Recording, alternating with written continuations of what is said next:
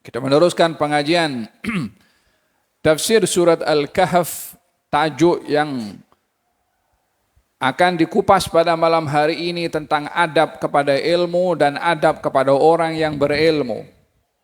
Ilmu adalah satu pemberian yang amat berharga diberikan oleh Allah kepada sesiapa yang dikehendaki. Ia adalah dapat kita melihat bahwasanya Nabi Adam ketika turun di atas muka bumi yang diberikan bekalan oleh Allah untuk mentadbir bumi adalah ilmu. Wa 'allama Adam al-asma'a kullaha. Kami ajarkan kepada Adam nama-nama, diberi ilmu oleh Allah Subhanahu wa taala untuk mentadbir bumi. Ilmu adalah pemberian daripada Allah dengan namanya yang maha berilmu, Al-Alim. Setiap orang berilmu, ilmu yang ada padanya serpihan daripada sedikit yang ada padanya, daripada yang maha luas ilmunya, yaitu Allah Subhanahu wa taala yang tak berpenghujung ilmu Allah Subhanahu wa taala. Setiap orang berilmu, ia dimulai dengan ketidaktahuan, dimulai dengan kejahilan, dimulai dengan tidak tahu apa-apa, barulah dia belajar dan menjadi orang berilmu. Allah maha berilmu, tiada siapa yang mengajar Allah. Allah Subhanahu wa taala ilmunya kekal abadi. Tidak ada sesiapa yang mempengaruhi Allah untuk mengetahui sesuatu. Ilmu yang mengangkat darjat seseorang di sisi Allah. Ilmu yang menjadikan kedudukan seseorang mulia sehingga golongan kedua setelah para anbiya dalam memberi syafaat di akhirat adalah orang yang berilmu. Darjat orang berilmu di akhirat hanya perbezaannya satu darjat dengan para anbiya yang cukup tinggi kedudukannya, disebabkan oleh kerana orang-orang berilmu mempunyai tanggung jawab seperti para anbiya, yaitu menyampaikan ilmu. Junjungan Nabi besar Muhammad sallallahu alaihi wasallam bersabda, "Innama bu'ithtu mu'allima."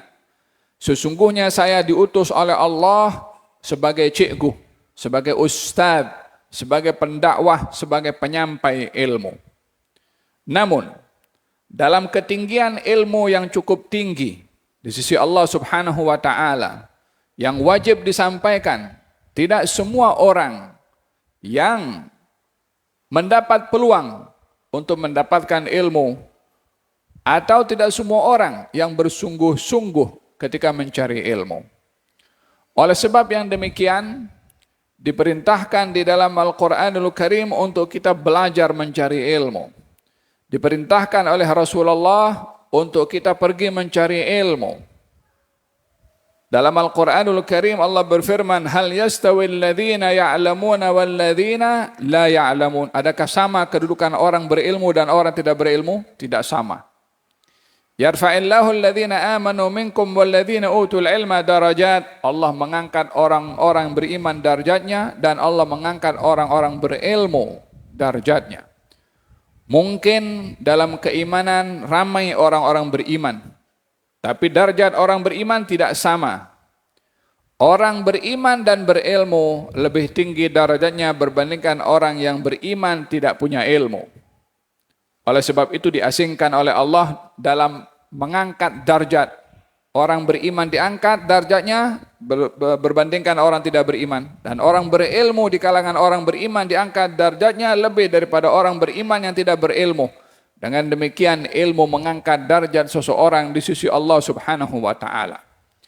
Baginda Rasulullah sallallahu alaihi wasallam bersabda, "Mathali, perumpamaan saya dengan ilmu yang saya bawa, umpama hujan yang turun." Umpama hujan yang turun. Hujan turun mengenai kepada bumi, kepada tanah. Ada 3 kategori tanah ketika menerima hujan. Dan ada 3 kategori manusia ketika menerima ilmu. Yang pertama, tanah ketika turun hujan, diserap airnya dan menumbuhkan tumbuh-tumbuhan. Sehingga orang menikmati tumbuh-tumbuhan itu. Yang hijau sedap dipandang, buah-buahannya sedap dirasa. Dengan demikian, tanah tadi mengambil manfaat untuk dirinya dan beri manfaat kepada orang lain. Demikian orang yang berilmu, yang memahami, mengamalkan, dan berkongsi kepada orang lain. Yang kedua, tanah yang ia ketika menerima air turunnya hujan, tanah itu hanya boleh menakung air, tapi ia tidak menyerap dan tidak menumbuhkan tumbuh-tumbuhan. Hanya menakung air sahaja. Orang lain dapat ambil air itu karena ada takungan air untuk minum, untuk siram pokok, untuk apapun kegunaan. Perumpamaan ini, orang yang dia mencari ilmu, dia belajar, dia dapat, tapi dia tak beramal. Orang lain dapat ilmu daripada dia, tapi dirinya tak beramal. Umpama tanah tadi hanya menakung air, orang lain ambil air, tapi tak boleh menyerap untuk membuahkan tumbuh-tumbuhan ataupun tanaman. Ini perumpamaan orang belajar ilmu tapi tak beramal. Dia sampaikan tapi dirinya tak mengambil manfaat daripada ilmu. Umpama tanah yang hanya menakung air. Yang ketiga yang paling teruk. Tanah yang keras. La ia boleh menakung air untuk dimanfaatkan oleh orang lain, wala ia boleh menyerap untuk dirinya sendiri, untuk tanah itu.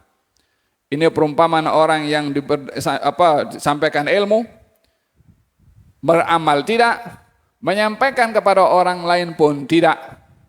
Kata baginda Rasulullah, ada 3 orang yang terkait dengan ilmu, mudah-mudahan kita termasuk yang pertama tadi. Menyerap, menghayati, membuahkan, dan juga berkongsi dengan orang lain. Amin, Allahumma amin. Di dalam Al-Quranul Karim, surat Al-Kahfi, Allah subhanahu wa ta'ala berfirman, وَتِلْكَ الْقُرَى أَهْلَكْنَاهُمْ لَمَّا ظَلَمُوا وَجَعَلْنَا لِمَهْلِكِهِمْ مَوْعِدًا. Itulah negeri-negeri, wilayah-wilayah, daerah-daerah umat-umat sebelum kamu. Ad, Thamud, Ashabul Ras, Ashabul Aikah, dan umat-umat yang sebelumnya dibinasakan oleh Allah subhanahu wa ta'ala. Ahlaknahum, kami binasakan. Apa sebab? Lamma zalamu, sebab mereka berlaku zalim. Apa kezaliman yang mereka lakukan? Enggan beriman kepada Nabi. Enggan beriman atas ajaran yang dibawa oleh para anbiya yang diutus oleh Allah kepada mereka. Keengganan mereka untuk beriman kepada Allah melalui para anbiya yang menyampaikan, ahlaknahum, kami binasakan mereka. Wa ja'alna limahlikihim mau'idah, dan kami jadikan untuk kebinasaan mereka masa yang ditentukan. Allah bila ingin menurunkan azab, ada waktunya. Dan Allah tidak akan memungkiri janji, bila berjanji untuk menurunkan azab pada waktu tertentu, akan turun azab tersebut. Oleh sebab yang demikian, umat-umat yang terdahulu ketika menganggap remeh janji Allah yang akan menurunkan azab kepada mereka bila mereka ingkar, maka mereka dikejutkan dengan azab yang mereka tidak dapat mengelak. Ada yang sedang ingin menjemur pakaian, azab datang. Ada yang sedang nak makan, azab datang. Demikian azab bila turun, dia tak tunggu kita selesai dari pekerjaan kita, atau menunggu kita bertaubat dulu baru azab akan turun. Azab bila turun, ia akan datang secara mengejut. Semoga Allah lindungi kita daripada azabnya Allah subhanahu wa ta'ala.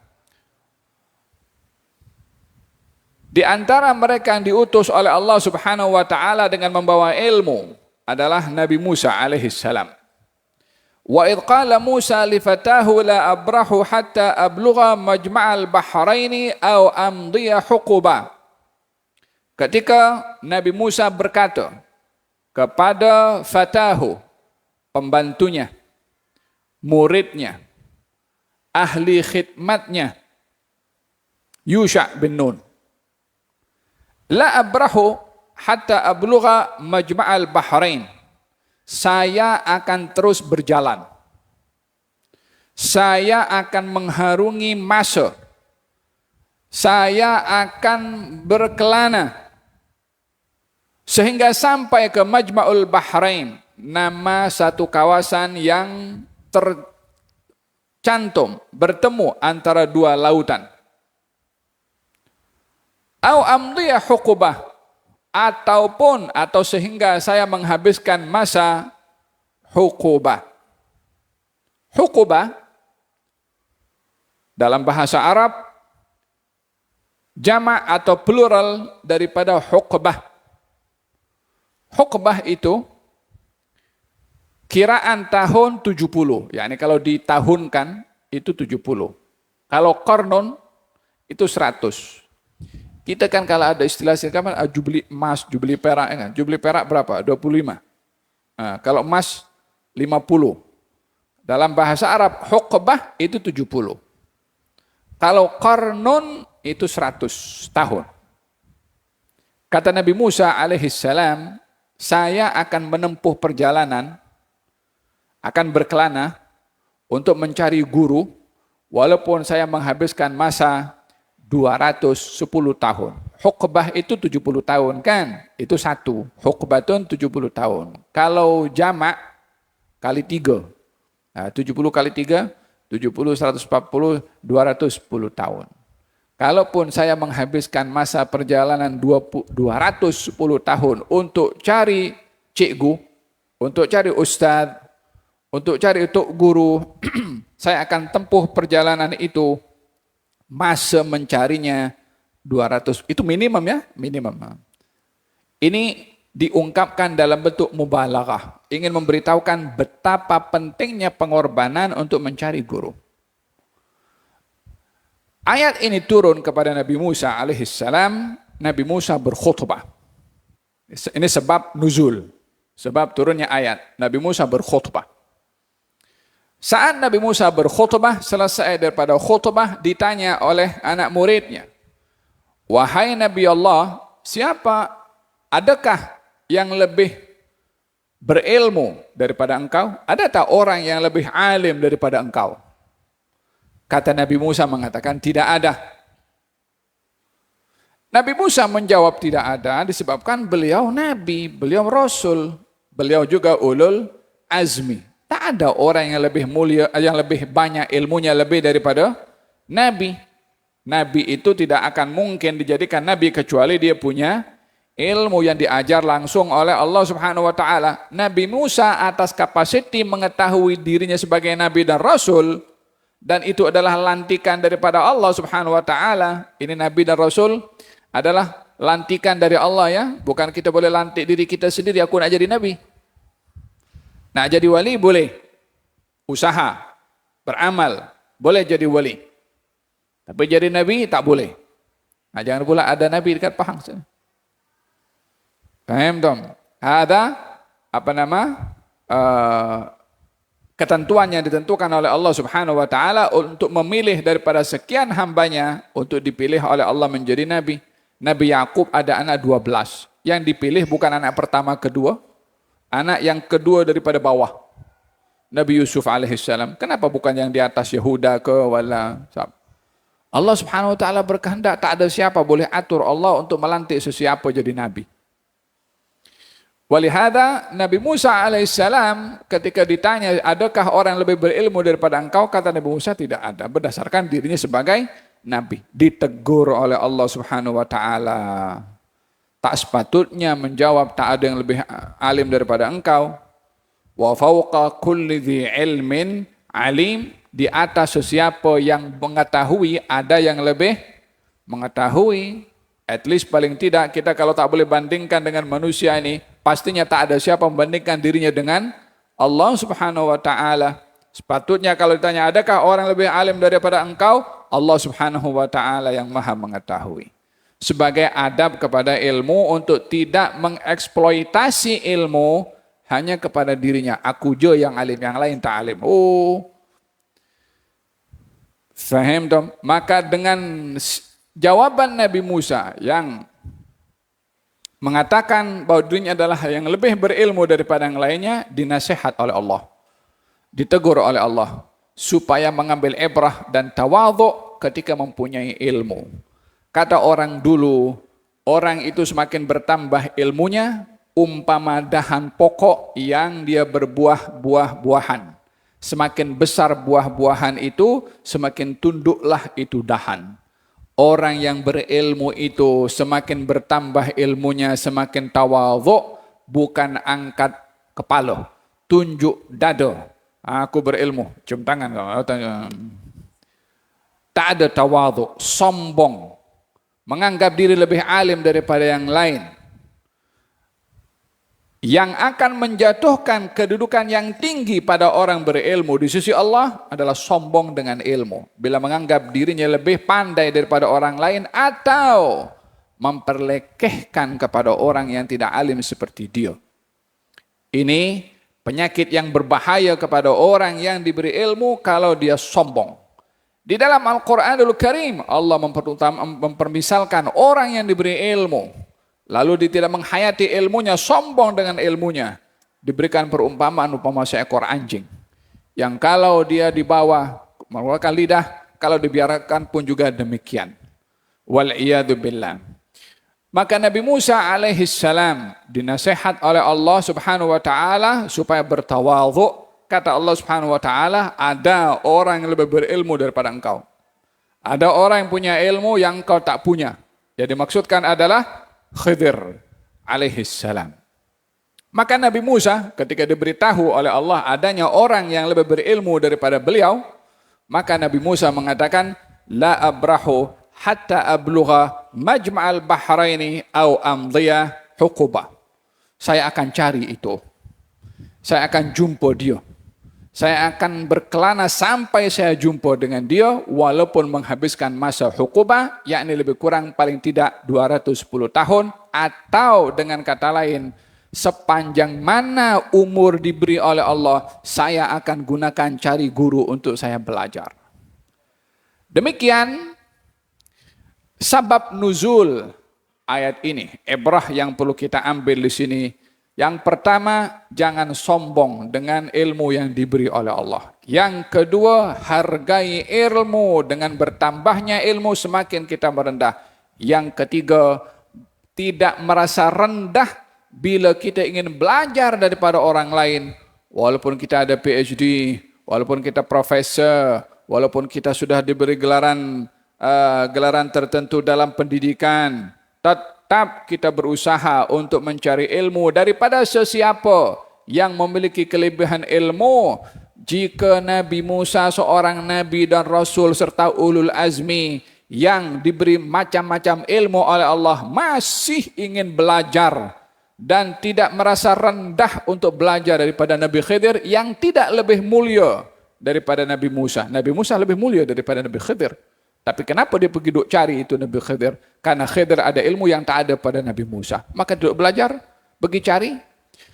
Yang keempat, hikmahnya, jangan malas untuk mencari ilmu walaupun mengorbankan masa yang panjang. Kalau Nabi Musa mengatakan, saya akan tempuh masa walaupun 210 tahun untuk cari guru, kira-kira belajarnya perlu berapa masa?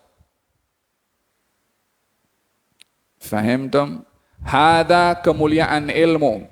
Ilmu ini kalau boleh berkata, ini dalam lisanul hal. Kalau diberi mulut dan boleh bercakap, ini ilmu, dia akan kata kepada orang yang mau cari ilmu. Katanya, a'tini kullak asa u'tika ba'di. Beri kepada aku apa saja kamu punya. Duit, masa, tenaga, fikiran. Beri kepada aku. Semua yang kamu punya, aku bagi kepada kamu sikit daripada apa yang aku punya. Sebab ilmu luas, terlalu luas untuk ditampung oleh seorang.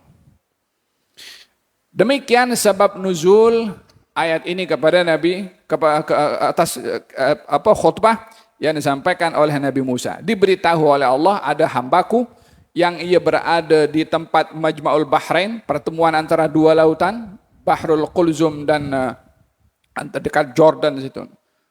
Bahrul Qulzum dengan lautan Qulzum dengan lautan apa satu lagi itu. Falhasil, di situ kamu akan jumpa. Yang kedua, tandanya adalah ikan yang kamu bawa sebagai bekal makanan, kalau ia lompat atau dia hidup dan dia masuk ke dalam laut, nah disitulah kamu akan jumpa kepada Khidir. Ya salam. Kita timbul soalan. Yang lebih mulia antara Nabi Musa dengan Khidir itu Nabi Musa. Kenapa tidak dikatakan oleh Allah Subhanahu wa taala kepada Nabi Musa, "Ya Musa, saya akan datangkan Khidir kepada engkau." Pasal engkau lebih mulia daripada Khidir, biar dia datang kepada engkau. Kalau Khidir datang, memang pun layak sebab Nabi Musa nabi dan rasul. Mesti dihormati, mesti disanjung. Allah tidak berbuat demikian. Nabi Musa disuruh pergi cari. Hikmah yang perlu kita ambil, ilmu itu dicari, bukan ilmu itu datang. Kita walaupun panggil ustadz mengajar kita punya anak di rumah, jangan kita sombong karena duit. Aku boleh datangkan siapa saja ke rumah. Lah, jangan begitu. Boleh tak ada barakah ilmu yang diajarkan kepada anak kita kalau kita mengatakan dengan duit kita boleh datangkan ustadz ke, cikgu ke, orang mengajar tahfidz Quran ke, diukur dengan duit. Tidak boleh ilmu itu dinilai dengan duit. Kalaupun kita panggil ustadz untuk mengajar kita punya anak, jangan sampai melihat karena duitnya. Tetapi melihat dengan sebab-sebab yang lain supaya memudahkan anak, supaya tidak apa-apa mudarat berlaku. Dan jangan sekali-kali mengukur ilmu dengan ustadz bagi sekian saja. Ilmu berharga. Kalau dunia dan seisinya diletakkan di satu timbangan dan ilmu di timbangan, sikit saja ilmu, lebih berat timbangan ilmu. Kalau ada yang lebih berharga, lebih daripada ilmu, itu pasti akan dikasih oleh Allah kepada Nabi Adam. Nabi Adam ketika turun di atas muka bumi, tidak dikasih oleh Allah Subhanahu wa taala emas atau perak, atau gunung dijadikan emas dengan perak. Tidak. Dikasih ilmu, supaya boleh mengurus gunung, emas, perak, minyak, dan lain sebagainya. Faham Tom? Sekarang kita mau tengok orang berilmu di atas muka bumi ini. Ramai atau tidak yang graduate daripada university? Ramai. Yang scammer pun juga mungkin dia belajar university. Yang rasuah pun mungkin ada PhD. Yang buat benda yang tak elok pun ada profesor juga mungkin. Berilmu. Tapi tak ada manfaat pada ilmunya. Adakah karena itu saja dijadikan segala-galanya karena gelaran? Ilmu adalah manfaat. Ilmu itu adalah yang bermanfaat, bukan karena ilmu itu gelaran ataupun pencapaian dan prestasi yang dicapai. Nabi Musa disuruh pergi cari untuk menghormati ilmu, ilmu itu didatangi, bukan datang.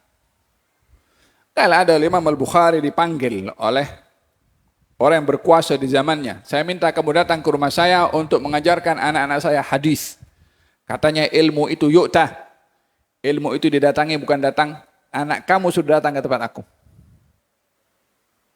Hakada ilmu yang mesti dihormati. Oleh sebab itu kita menghormati orang berilmu bukan karena umurnya, bukan karena bangsanya, bukan karena keturunannya, bukan karena handsome-nya, bukan karena apa saja. Ini orang berilmu, hatta berkulit hitam.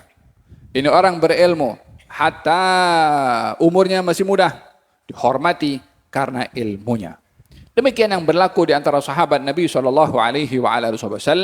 Sayyidina Umar ibn Khattab ketika melantik badan atau parlemen dalam pemerintahannya, dilantik orang-orang yang berilmu walaupun muda. Di antaranya Abdullah bin Abbas. Usianya masih muda. Diletakkan oleh Sayyidina Umar di kursi parlemen dalam pentadbiran Sayyidina Umar sebagai rujukan untuk memberi nasihat. Di usianya yang muda, duduk dengan orang-orang senior. Yang kanan kirinya sebaya dengan usia ayahnya, Abbas bin Abdul Muttalib. Maka orang-orang yang lain ini agak dalam hatinya pun, apa pasal budak kecil duduk sebelah kita? Maka dikomplain kepada Sayyidina Umar. Ya Amirul Mukminin, engkau letakkan salah seorang sebagai ahli parlemen kita. Parlemen itu bukan bahasa mereka lah, kita nak mudahkan dengan bahasa sekarang. Ini anak sebaya dengan kita punya anak-anak. Kenapa dia yang mendapat kelebihan untuk duduk bersama dengan kami? Orang-orang dewasa komplain. Kata Sayyidina Umar, oke. Esok kita tengok. Jumpa kepada semua. Kata, aku ini ada permasalahan, kata Sayyidina Umar. tentang firman Allah Subhanahu wa taala, "Idza jaa nasrullahi wal fath wa ra'aitan nasa yadkhuluna fi dinillahi afwaja fasabbih bihamdi rabbika wastaghfirhu innahu kana tawwaba." Apa yang kamu tahu tentang ayat ini, surat ini? Masing-masing menjawab, "Ya Amirul Mukminin, ini ayat kabar gembira. Sebabkan Islam sudah berjaya dan tersebar." Satu lagi mengatakan, "Ya Amirul Mukminin, ini ayat memberitahukan kabar gembira yang kita perintahkan bersyukur dengan bertasbih dan bertahmid kepada Allah." Ya Amirul Mukminin, ini ayat membicarakan kabar yang menyenangkan bagi umat Islam dan kekuatan yang ada pada Islam sebab tersebar. Satu demi satu jawab. Yang last kali ditanya Abdullah bin Abbas. "Ma taqulu ya Ibn Abbas?" Wahai Ibn Abbas, apa yang kamu tahu tentang ayat ini? Jawaban Abdullah bin Abbas bertentangan dengan jawaban semua yang lebih senior daripada beliau. Ya Amirul Mukminin, ayat ini adalah takziah. Kabar yang menyedihkan. Yang satu tadi mengatakan kabar gembira, kabar gembira, kabar gembira, kabar gembira.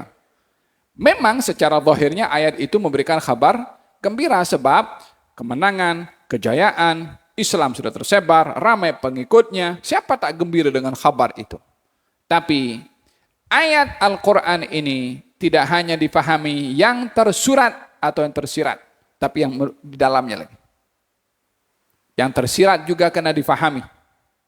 Ya Amirul Mukminin, ayat ini berbicara tentang dekatnya ajal Rasulullah SAW. Karena Islam kalau sudah berjaya, sudah banyak orang, sudah kuat, tugas Nabi selesai. Kalau tugas Nabi selesai, dia akan kembali kepada Allah Subhanahu wa taala. Ini ayat walaupun nampaknya kabar gembira, tapi itu takziah, yakni ungkapan dari Allah kalau sudah tiba waktu ajalnya Nabi sudah dekat dan akan kembali kepada Allah, dan itu adalah kabar yang menyedihkan. Kata Sayyidina Umar, "Saya pun paham sama seperti yang engkau paham." Kata Sayyidina Umar beritahu kepada yang tua-tua ini, beritahu, "Engkau tahu kenapa sekarang aku letakkan dia di sini? Ilmunya."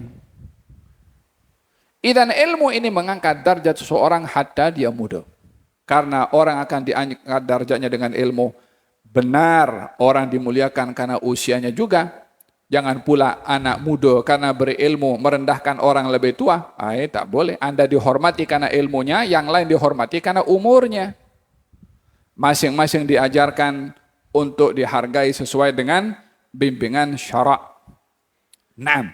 Wa idh qala Musa li fatahu la abrahu hatta ablugha majma'al bahraini aw amdiya huqbah.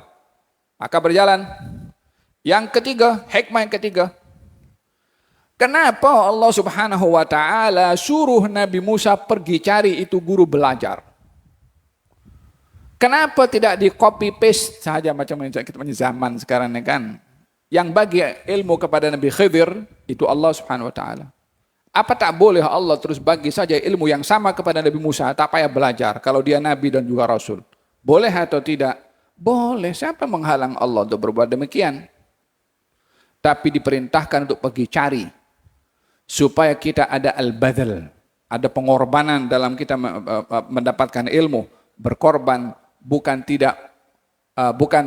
berpikir kalau ilmu boleh didapat dengan semudahnya, pejam mata, buka mata, nak jadi orang alim. Tak boleh seperti itu. Datang, cari, belajar, lawan tidur, korbankan masa, korbankan tenaga. Ulama dahulu ada 40 orang. Ulama alim. Ilmunya sampai hari ini dimanfaatkan.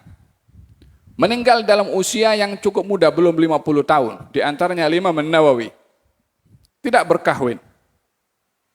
Sebab hari-hari dia akan sibuk dengan ilmu. Bukan dia tak nak kawin, tak ada masa untuk berfikir untuk hal yang lain. Di usia 45 tahun beliau meninggal dunia.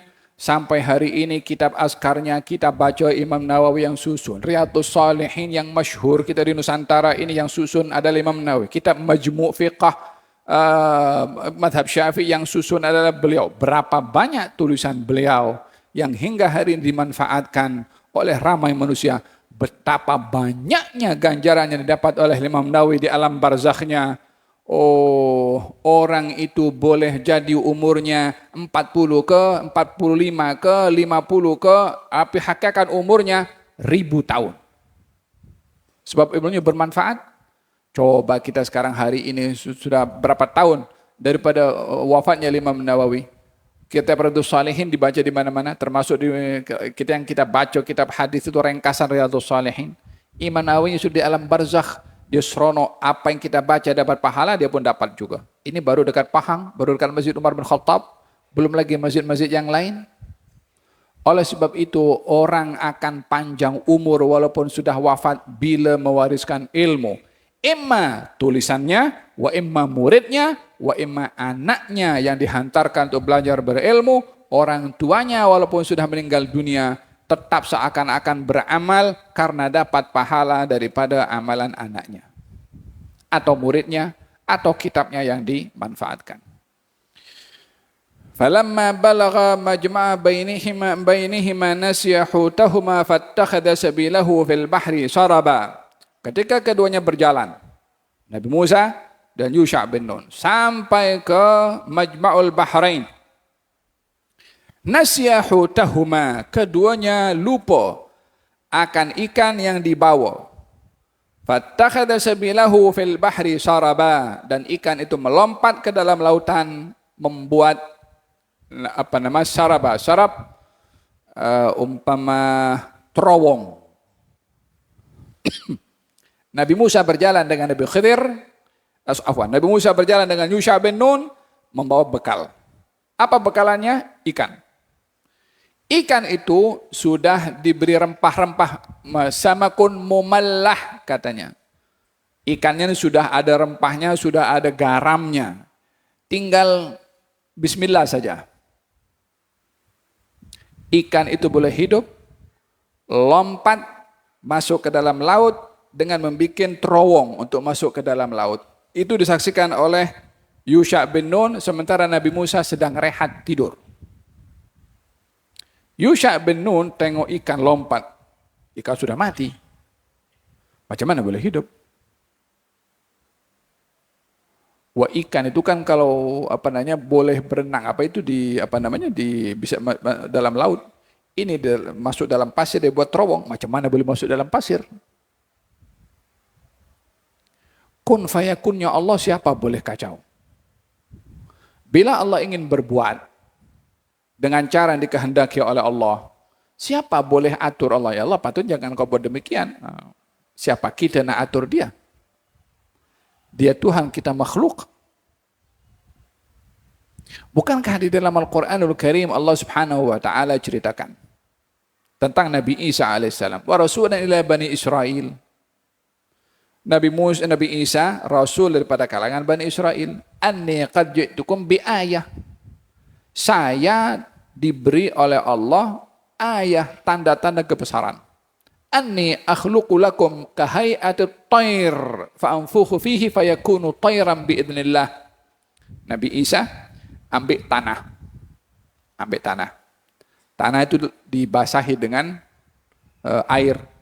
Tanah tanah yang boleh dibentuk. Tanah sudah dibasahi dengan air, dibentukkan dengan seekor burung. Tanah dibentuk seekor burung. Dah berbentuk burung ditiup. Fayakunu thairan biidznillah. Itu tanah bertukar menjadi burung dan terbang. Tanah macam mana jadi burung? Ada dia punya cucuknya, dia boleh terbang, ada sayapnya boleh. Macam mana tanah boleh bertukar?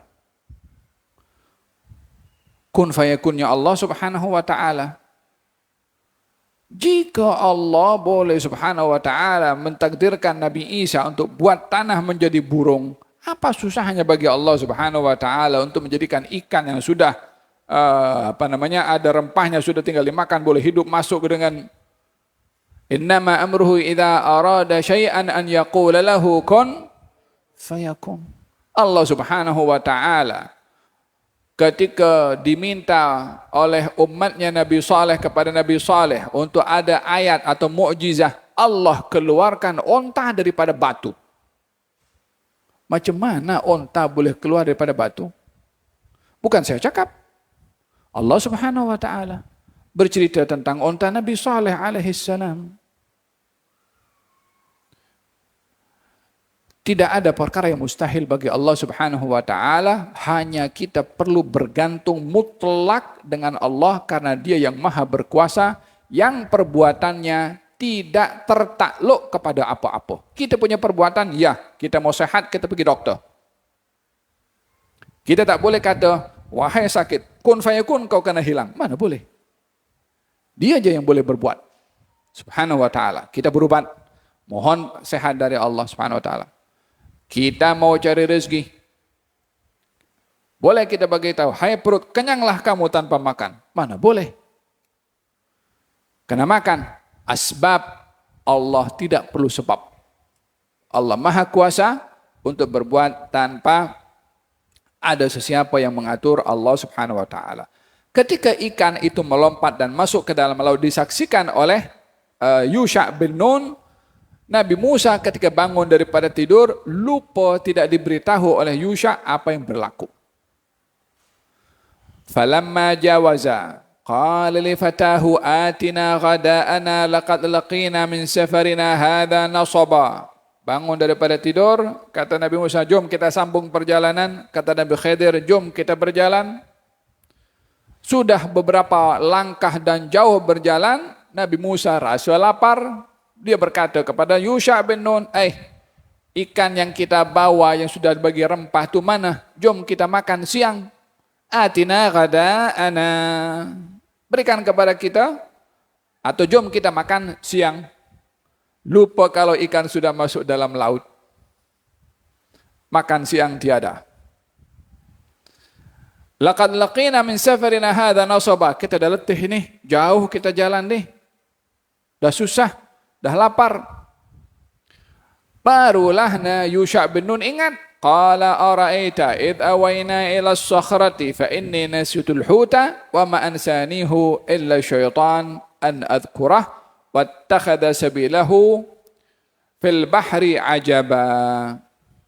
Kata Yusha bin Nun, ya Allah, tahukah kamu tadi masa kita rehat tu sana berbaring di sebelah batu tadi, ikan itu lompat masuk ke dalam laut dengan cara yang menakjubkan. Saya lupa nak bagi tahu kepada engkau dan tiada yang melupakan saya kecuali syaitan. Syaitan kacau orang yang mencari ilmu. Padahal tempat tadi itu masuk ikan tu lompat, masuk dalam laut, disitulah Nabi Musa patut jumpa dengan Nabi Khidir sebab tandanya Allah bagi tahu pertemuan antara dua lautan dan kalau ikan lompat ke dalam laut. Itu tempat pertemuan dua lautan dan ikan pun sudah lompat. Patutnya di situ dia jumpa Khidir. Yusha lupa bagi tahu. Siapa yang melupakan? Syaitan. Apa sebab syaitan tak suka orang pergi cari ilmu. Dan syaitan suka kacau orang yang mencari ilmu. Jangan masuk pondok kamu. Masuk pondok itu makanannya tak sedap. Di rumah lagi sedap. Ayam. Pondok hari-hari tahu, tempe, ikan masin. Anak-anak diganggu untuk belajar. Atau duduk 2-3 hari dekat pondok, malaslah sedap.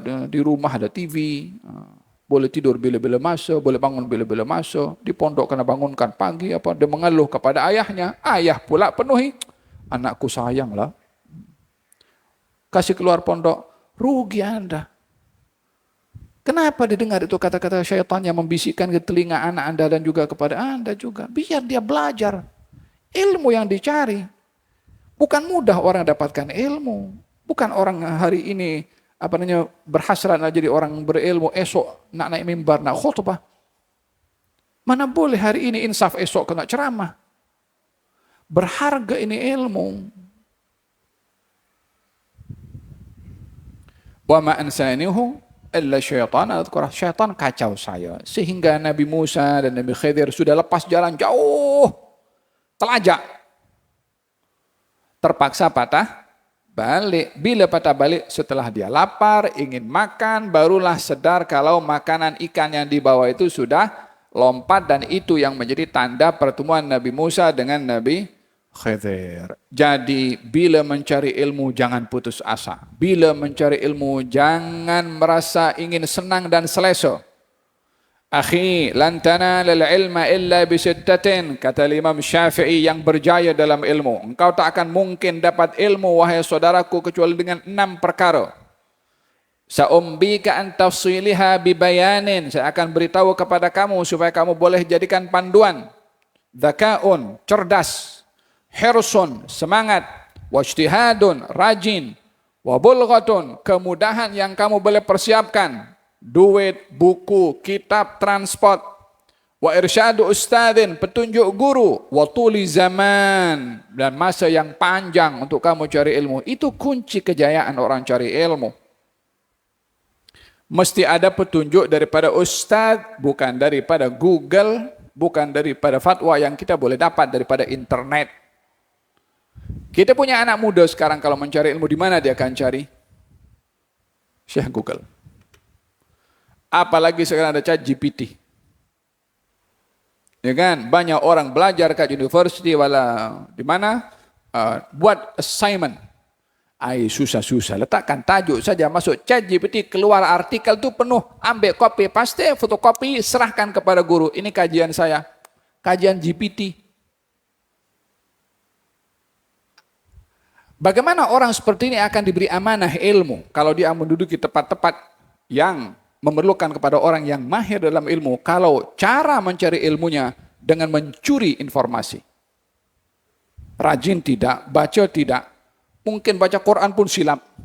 Baca bahasa Arab tak ada barisnya pun, yang fathah, yang baris atas, baris bawah kacau.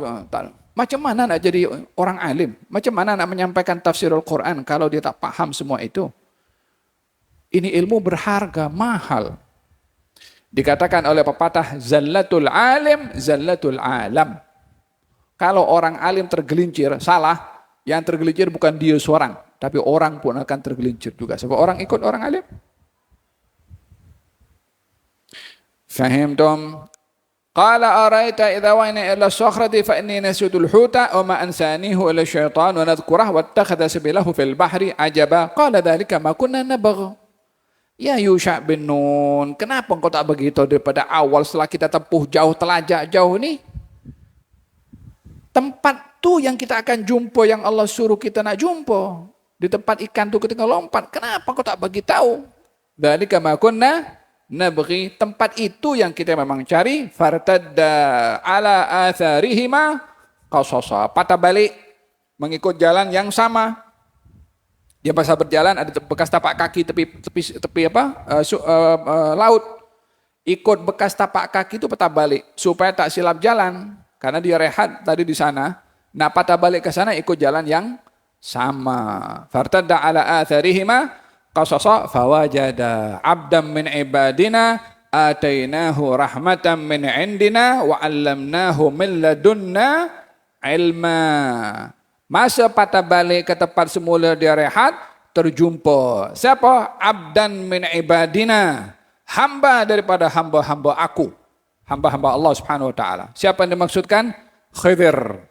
Atainahu rahmatan, kami beri kepada dia rahmat, kami pilih dia dibandingkan yang lain.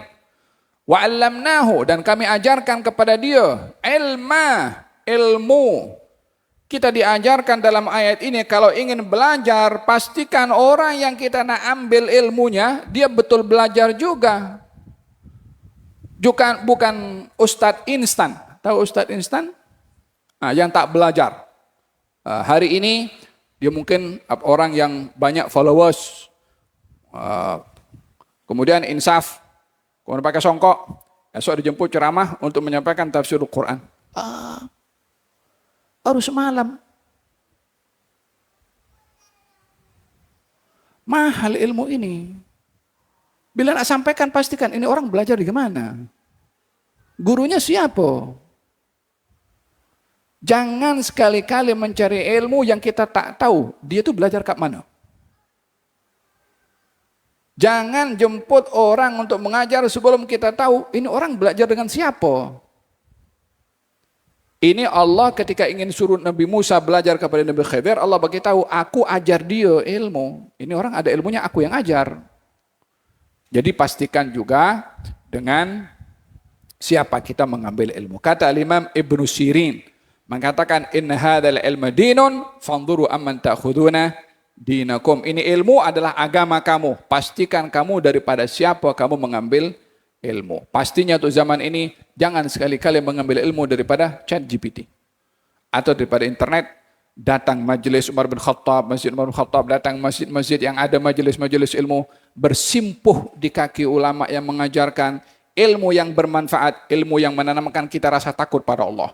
Ilmu bermanfaat, ilmu yang mengajarkan kita menjaga lidah daripada maki orang atau buruk sangka atau merendahkan orang. Ilmu bermanfaat, ilmu yang mengajarkan, menginsafkan hati kita untuk tawadhu dan tidak sombong dan tidak berburuk sangka kepada orang lain.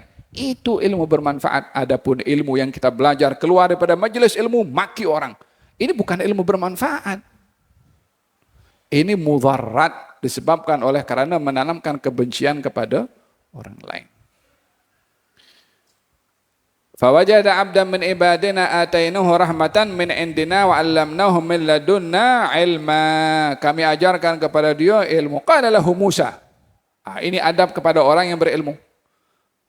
Hal attabi'uka ala an tu'allimani mimma 'ullimta rusyda? Musa berkata kepada Nabi Khidir. Apa katanya? Adakah Nabi Musa mengatakan, ya Khidir, saya Musa, kalimullah, Nabi, Rasul, engkau kena cakap aku punya. Dengar apa aku cakap. Engkau kena ajarkan kepada aku ilmu. Tak, bukan macam tu. Nabi Musa berkata, hal attabi'uka. Boleh saya ikut kamu? Minta izin. Register. Adab. Walaupun Nabi Musa lebih mulia. Hal attabi'uka. Boleh saya ikut dengan kamu? Suhbah. Mulazamah. Bersahabat dengan orang yang alim. Menemani orang alim untuk mendapat ilmunya. Untuk ikut dengan orang alim itu mendapatkan ilmunya. Boleh saya ikut. Yang diminta oleh Nabi Musa izin. Yang diminta oleh Nabi Musa bersuhbah untuk mendapatkan ilmu. Ala an tu'allimani mimma 'ullimta rusyda. Saya minta izin ikut dengan kamu supaya kamu ajarkan kepada saya ilmu yang Allah ajarkan kepada kamu. Itu permintaan Nabi Musa. Tawadhu, merendah diri, sopan, adab kepada orang yang berilmu. Hatta Nabi Musa lebih alim dan lebih mulia daripada Nabi Khidir. Hadirin hadirat yang dirahmati oleh Allah Subhanahu wa taala, demikian ringkasan beberapa ayat mengenai kemuliaan ilmu dan kemuliaan orang-orang yang berilmu. Yang selebihnya kita akan bahas pada pertemuan yang akan datang. Sekarang sudah 99.30 dah. Kalau saya sambung habis nanti pukul 12. Nanti saya seorang saja yang bercakap dekat masjid ini.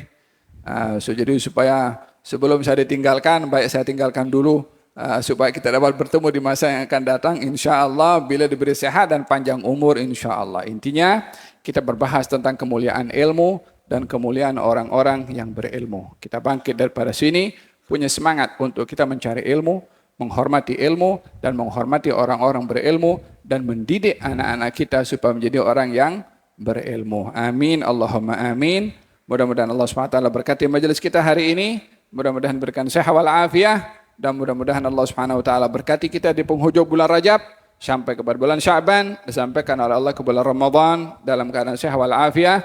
Mudah-mudahan Allah SWT berkati pengurusan Masjid Umar bin Khattab, pengurusinya, imamnya, bilalnya, dan ahli jawatan kuasanya, dan jemaah yang sentiasa mengimarahkan masjid ini. Digolongkan oleh Allah dalam golongan orang-orang yang menjadi tetamu selalu kepada Allah, menjadi pelayan selalu kepada Allah untuk mendapat gaji dari Allah Subhanahu wa taala dengan bekerja kepada Allah di rumahnya Allah, baik yang bertugas sebagai EJK ataupun sebagai pengurusan atau yang bertugas sebagai orang yang mengimarahkan sentiasa datang, itu pun juga kerja juga untuk mendapatkan perhatian dari Allah Subhanahu wa taala. Kita kalau nak cari muka kepada Allah Subhanahu wa taala. Cari muka manusia tak guna. Dia tak boleh buat apapun. Cari muka kepada Allah berguna. Dia bagi, dia kasih. Diperhatikan oleh Allah Subhanahu wa taala. Moga-moga Allah Subhanahu wa taala berikan ikhlas dalam amal kegiatan kita, dalam ibadah kita. Amin ya rabbal alamin. اللهم إنا نسألك أن تبارك لنا فيما باقي من رجب وشعبان وبلغنا رمضان وإنا على الصيام والقيام تلاوة القرآن. يبارك في الحاضرين وفي الحاضرات مسلمين ومسلمات يا رب العالمين. وصلى الله على سيدنا محمد وعلى آله وصحبه وسلم. الحمد لله رب العالمين. بسم الله الرحمن الرحيم. الحمد لله رب العالمين. اللهم صل وسلم على سيدنا محمد في الأولين وصل وسلم على سيدنا محمد في الآخرين. وصل وسلم على سيدنا محمد وعلى آله وصحبه أجمعين. يا رب بالمختار أكرم شافع أصلح لنا الأحوال جنبنا الردى واصلح شؤون المسلمين وعافهم وتولهم وادفع شرور من اعتدى. يا رب واجمع شملهم والتف بهم وانصر بهم دين النبي وأيدا. ثبت لنا الأقدام واغفر ذنبنا وانشر بنا في الكون أنوار الهدى. وانظر إلينا أجمعين وعافنا سرا وجهرا واشفنا من كل داء. حسن اليقين منك هبنا واحمنا واحمي حمانا واكفنا شر العدا. واقض لنا الحاجات أجمعها وزد يا واسع الإفضال منك محامدا. اختم لنا الأعمار بالحسنى وفي الفردوس فاجمعنا بطه أحمدا. اختم لنا الأعمار بالحسنى وفي الفردوس فاجمعنا بطه أحمدا. اختم لنا الأعمار بالحسنى وفي الفردوس فاجمعنا بطه أحمدا. وبمقعد الصدق نشاهد وجهه بحضائر القدس منازل شهداء. وبجاهه يا ربي فاجعلنا به من أسعد القوم الكرام السعداء. وبجاهه فاجعلنا به يا ربي فاجعلنا به من أسعد القوم الكرام السعداء. وبجاهه يا ربي فاجعلنا به من أسعد القوم الكرام السعداء. وأدم صلاتك والسلام عليه ما هب الصبا بالفتح أو حاد حدا. والآل أهل الطهر والصحب الكرام وتابع بحبيبك الطهر اقتدى. سبحان ربك رب العزة عما يصفون وسلام على المرسلين الحمد لله رب العالمين. بسر الفاتحة. الرحمن الرحيم مالك يوم الدين إياك نعبد وإياك نستعين اهدنا الصراط المستقيم صراط الذين أنعمت عليهم غير المغضوب عليهم ولا الضالين. ربنا تقبل منا إنك أنت السميع العليم تب علينا إنك أنت التواب الرحيم. دعوهم فيها سبحانك اللهم وتحيتهم فيها سلام وآخر دعواهم الحمد لله رب العالمين. تقبل الله منكم منا ومنكم تقبل يا كريم.